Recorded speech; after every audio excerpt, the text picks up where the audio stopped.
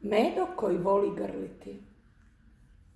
Bio jednom jedan Medo toliko pun ljubavi i sreće da je lutajući šumom jednostavno morao zagrliti baš svako živo biće na koje bi naišao.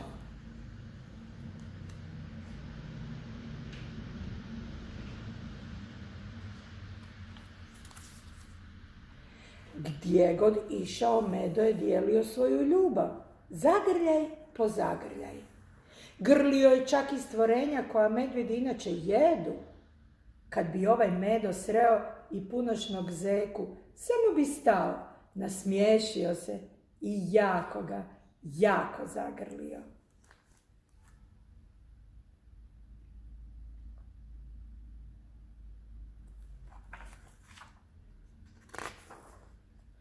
Nijedna životinja nije mu bila prevelika.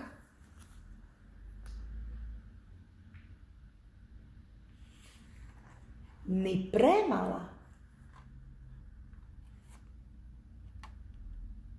ni previše smrduckava, a ni prestrašna za zagrljaj.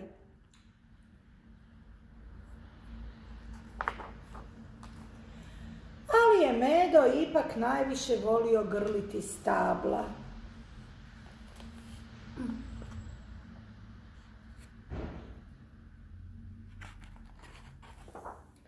Nikada nije sreo stablo koje mu se nije svidjelo. Velika stabla, mala stabla,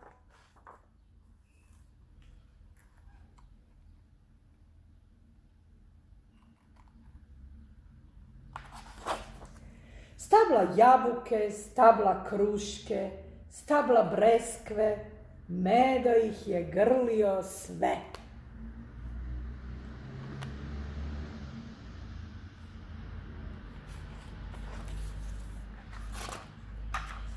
Jednoga dana, dok je Medo pokušavao zagrliti dabra i stablo u isti čas, primijetio je u šumi čovjeka sa sjekirom.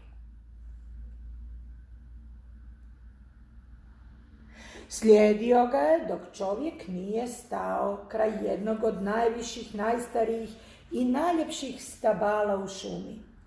Čovjek je tako dugo promatrao veličanstveno stablo da je Medo pomislio kako i on zacijelo voli drveće.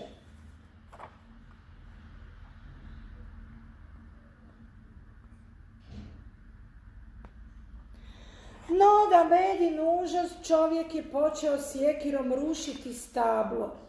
Prvi put u životu Medi nije bilo do zagrljaja.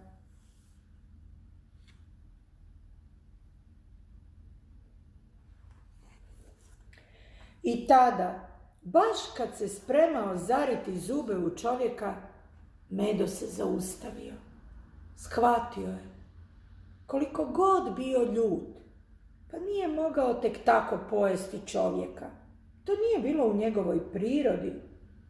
Uzdahnuo je, a zatim odlučio napraviti ono što mu najbolje ide.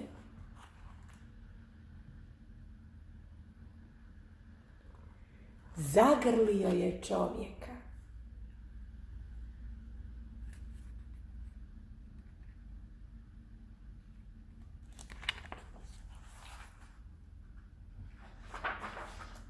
Čovjek nije bio navikao da ga grli stvarno veliki Medo. Čim ga je Medo pustio, čovjek je bacio sjekiru i otrčao glavom bez obzira. A znaš li što je Medo tada učinio?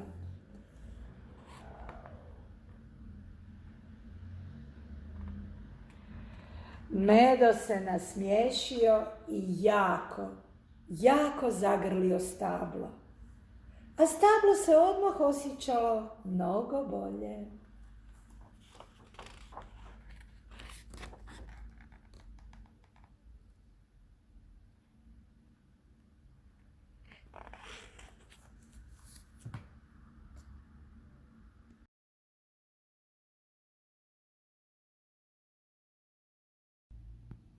Medo,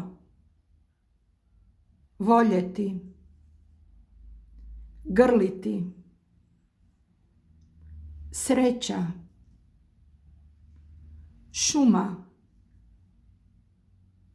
živo, biće, zeko, nijedan, smrdjeti, prestrašno, premalo, preveliko, stablo, nikada, svidjeti, jabuka, kruška, breskva, pokušati, dabar, primijetiti, slijediti, najviše, najstarije, najljepše, dugo, promatrati, veličanstveno, pomisliti, užas, prvi put, zubi, shvatiti, ljut, odlučiti, najbolje, čovjek, navika, osjećati mnogo bolje,